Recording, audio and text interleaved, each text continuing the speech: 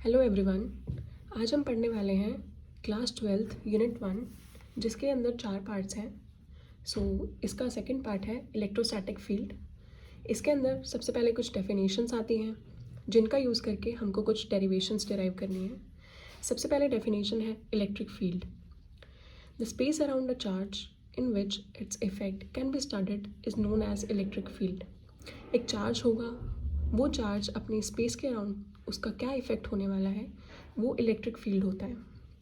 उसके बाद आता है electric field intensity. It is defined as force acting per unit charge and charge must be vanishingly small test charge. एक unit charge है, उसके ऊपर जो फोर्स एक्ट करेगी उसकी वैल्यू हमको इलेक्ट्रिक फील्ड इंटेंसिटी बताएगा, जिसका फॉर्मूला होता है E is equals to limit and the Q naught, which is test charge, tends to 0 force per unit charge. Here the limit of Q naught, it is tending to 0. After that, SI unit of electric field intensity is Newton Coulomb inverse.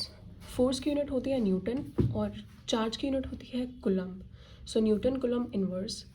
आगे जाके electric field intensity का formula होगा E is equals to V by x. ये हमको आगे पता लगेगा, इससे हम यूनिट डिराइव करेंगे।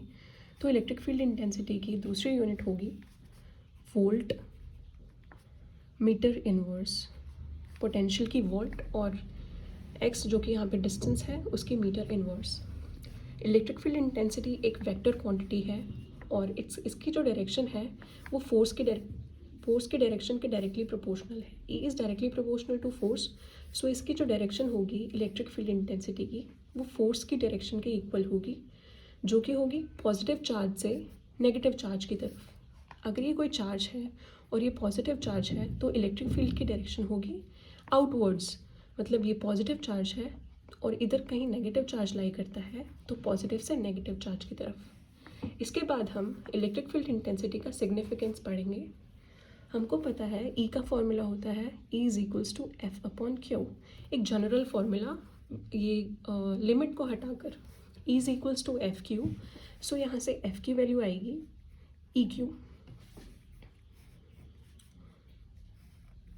इससे हमें पता लगता है कि अगर हमको E की वैल्यू पता है और Q की वैल्यू पता है तो हम F की वैल्यू निकाल सकते हैं।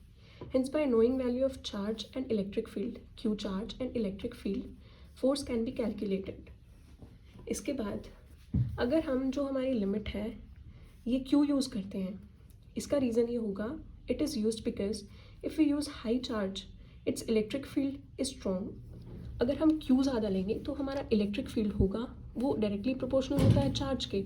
अगर चार्ज हम बहुत बड़ा लेंगे तो इलेक्ट्रिक फील्ड भी बहुत स्ट्रॉन्ग होगा, जिसके कारण होगा कि हम इसकी स्टडी नहीं कर पाएंगे। चार्ज अगर ज़्यादा स्ट्रॉन्ग होगा तो इलेक्ट्रिक फील्ड भी स्ट्रॉन्ग होगा, जिसके कारण हम उसकी स्टडी नहीं कर पाएंगे। इसलिए हमको limit Q not tends to 0 लेना पड़ता है। इसके बाद आता है इलेक्ट्रिक डाइपोल। इलेक्ट्रिक डाइपोल की डेफिनेशन होगी it is an arrangement in which two equal and opposite charges are separated by certain distance apart.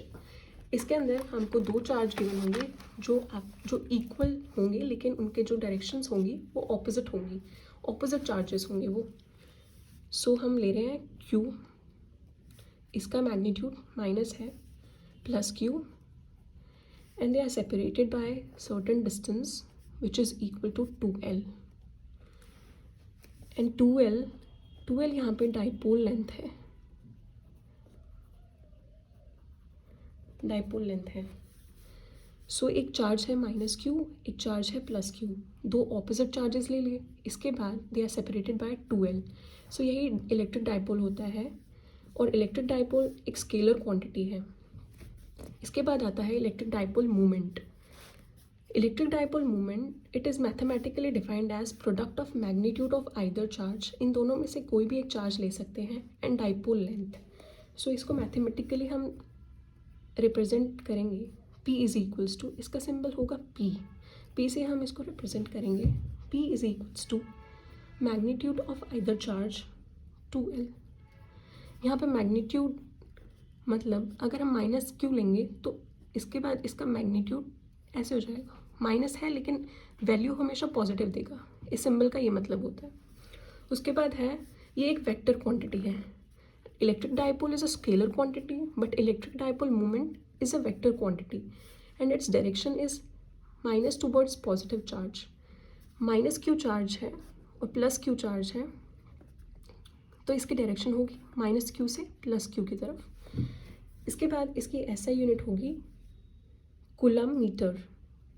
Coulomb charge की यूनिट और मीटर 2L, सो इसकी एसआई यूनिट होगी coulomb metre.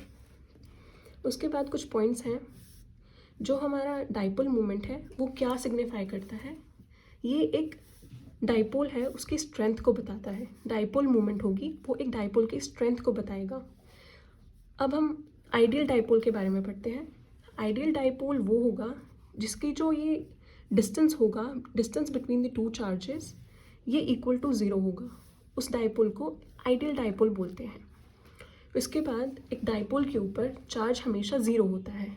Minus Q charge plus Q charge आपस में अगर add करेंगे, क्योंकि charge के पास एडिटिव प्रॉपर्टी होती है, आपस में अगर ऐड करते हैं तो वो 0 हो जाता है, जिसके कारण जो डाइपोल होगा वो अपने ऊपर 0 चार्ज कैरी करेगा। सो फोर्थ पॉइंट बनेगा Q1 plus Q2 is equals to 0। ये सिग्निफाई करेगा कि ये एक डाइपोल है। यहाँ से Q1 की वैल्यू निकालेंगे माइनस Q2 आएगा। So two equal and opposite charge are separated by certain distance apart, जिसके कारण ये होगा कि ये डाइपोल को रिप्रेजेंट करेगा और इक्वल और ऑपोजिट चार्जेस होंगे। Q1 पॉजिटिव है तो Q2 नेगेटिव है, लेकिन इनका जो मैग्नीट्यूड होगा वो इक्वल होगा। सो इनके बीच में एक सर्टेन डिस्टेंस होगा। ये रिप्रेजेंट करता है इलेक्ट्रिक डाइपोल को। Thank you.